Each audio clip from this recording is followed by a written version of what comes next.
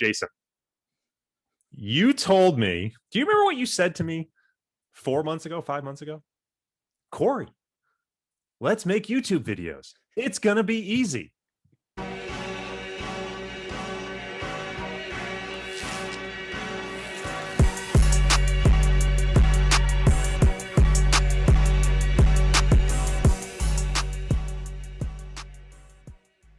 It's not easy, Jason. Well, that's how you got to get everybody started, right? It's easy. And then you're like, exit strategy later. So now, though, this was an interesting week, though. So now are you Corey, DJ, Timing Ensemble Hofstein? Or what? That's right. We're coming up with DJ names. Yeah. All right, look. So here's what we know about YouTube. To monetize, you need a certain number of people who are subscribed to your channel. I think it's 1,000. And you need a certain number of hours watched, which I think is 4,000. We're well above the 1,000 people subscribed. We're still not at 4,000 hours watched. And shout out to all our subscribers. We appreciate you. Yeah. And if you're not a subscriber, there's the button right there. Okay. So we need to get the hours up. My brain's churning. And as it's churning, I'm sitting there listening to a playlist on YouTube. It actually wasn't even a playlist. I was listening to some blues music, and it was a video that was 5 hours long. And intermittent in that video were ads. And I looked, and that video I must have had hundreds of thousands of views. And I thought, this is genius. All they did was take someone else's music, put it on YouTube. It's 5 hours long. I listened to the full 5 hours. They got 5 hours of view time from me. And they're monetizing. Why don't we do that, Jason? And as you know, it reminded me of, I can't remember if it was during COVID or pre-COVID, I used to have on these, the rain scenes, like it was rain falling on a car, rain falling on a tin roof. And these things were like 5 to 10 hours long. And I had the same idea. I was like, this is genius for watch time. It's like, people are just going to put this on the background and let it run. And whoever, even if they don't have the ads on that specific video, they're getting up their watch time and everything. So as all YouTubers, we're looking to hack the YouTube algorithm, try to figure out how to get some more virality to our views and to our videos. And so it was a brilliant idea, but sometimes brilliant ideas fall flat on their face. So what actually happened? So to your point, this idea, I originally thought, well, maybe this is a great side hustle.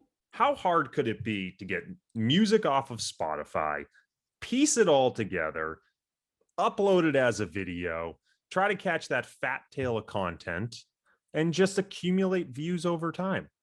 And it sort of hit me because I have another channel where it's just my podcast that I do no promotion, but people listen to the podcast the entire way through. So every listener is a full hour. So my actual listen hours on that channel are quite high, even though the subscribers are much lower than this channel. So I said, this could be a great side hustle. Let's test it and see if we can use it to our advantage in this channel to get our hours up. So I started thinking about what type of music maybe would resonate. And I actually landed on, I decided lo-fi hip hop. It's good coding music. It's good relaxing music. The kids seem to love it. It's a bop, as they say. I think that's what they say. In the 1950s? I think that's what the kids are saying. It's a bop. Gen Z, comment below. Oh my God. But normally, I was so proud of you this week. Normally, I figure out like what's the best way to hack this up. But my initial inclination when you had this idea was like, okay, I know some music producers. Do I know any animators and everything? But you actually figured out how to throw this up there. So what were the steps you went through to figure this out? So part of my criminal mastermind plan here was I was going to do as little work as possible and pay for as little as possible to test this. So I went to Spotify and I looked up lo-fi hip hop and I downloaded as many songs into a playlist as I could. I think it was about like 2 hours or something like that. And then I found a tool that could convert a Spotify playlist into a whole bunch of MP3s on your hard drive. So I exported all of that music off of Spotify into MP3s. But then what I needed, like any good lo-fi video, has a little animated loop that goes. It's like 4 or 5 seconds of someone like tapping a pencil or something, just something on screen. So I start going to Fiverr and I'm looking through and I'm like, this is going to cost me hundreds of dollars. And then I went, these are just animated GIFs. And I just went to Google and I did an image search and I found a cool animated GIF. I apologize to the artist for ripping it off. But again, we're testing things. So I go to iMovie. I throw in the animated GIF 800 times. I drop all the music below. I export the video, all like 8 gigs of it, and I upload it to YouTube, create a really bad thumbnail. I'm sure the guy who does our thumbnails, Spencer, shout out to Spencer, not going to be happy with me. It's not great. And there we go. It was attention grabbing. I thought it was good attention. It was a lo-fi thumbnail. It was a lo-fi thumbnail. That's right. And so we put it out there. And I think to myself, this is perfect. It's an hour long. Even if we don't get the number of views we normally would in a video, the length is going to be much higher. Plus, we're going to be able to monetize this thing for forever. Like copyright claims left and right. Just there goes your evil plan to monetize the world and to be a YouTube millionaire right away with the copyright claims. But I'm curious, so this also like it begs an interesting inside baseball question, right? Is everybody sees views, but it's about view time, not about views. So besides the copyright claims that you got hit with immediately, you may see the views, but were people just clicking off immediately? They're like, I'm not interested in this. This isn't a Pirates of Finance. This isn't the high quality Pirates of Finance videos I'm used to. This isn't high finance. View time is atrocious at the moment. But it's a long tail play. Like, I'm not ready to call this dead yet. It's certainly dead from a monetization perspective. But my thought is this could be something that could help, again, just bump the numbers. So if you get a couple of people listening to it for a full hour, that's equivalent to 5 or 6 people listening to our 10 to 15-minute videos. So it could be very valuable even at much lower views. It just needs to get picked up by an audience who actually wants to listen to that content versus our traditional audience who probably doesn't. I'm thinking if the audience wants to help us out, not only should you put this video on, let it play in the background for a full hour or however long it is, but then after that, click on like one of these rain videos that's like 4 hours because it's about watch time across the platform. And if that our video gets them to stay on the platform. So that's what we really need our audience to do, is just set an iPad in the corner and just play all the Pirates of Finance on repeat. I will tell you, my mind did start going to click farms. Thinking about, could you hire people? How much would it per hour for them to just be like, I want you to watch my hour-long video and then go watch another video that's an hour long and just pay them to do that.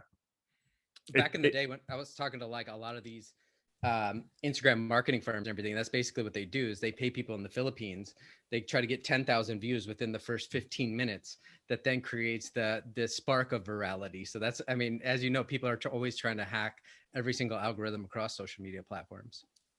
Long story short, I don't understand how these other channels are doing it. Either they're finding music that is outside the realm of copyright, like these blues videos, or they're monetizing and they're just giving the money to the copyright artists. Because that's the other thing. You can monetize this video.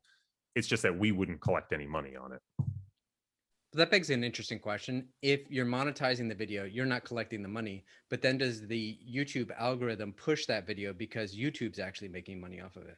And then I think a lot of the other people are probably music producers that are putting a lot of their own lo-fi beats kind of on repeat, and it's maybe a top of the funnel idea for them. That's certainly it. I've also seen other channels just use this as a way to create community. So there are certain channels that focus on programming that during the day have a 24/7 lo-fi coding mix on with a live stream sometimes of the person whose channel it is, but always with a live chat. And I think there's some of that community building aspect to it in a way that they might get with something like Twitch or having their own Discord. It's just another way to sort of create cohesion in the community. Regardless, this is proving to be difficult, Jason. I'm losing money I'm losing money on options trades, bad crypto trades. I like, when do I get to start writing this all off as a business expense? You can. That's maybe the best part about being a YouTuber is now maybe most of your life becomes a write-off, and it's all in the all under the auspices of entertainment. All right. Do we need anything else? Dude, I thought it was surprisingly good. Yeah. By the way, that's staying in. Now make sure you like, subscribe, and hit that notification bell so you never miss one of these amazing episodes.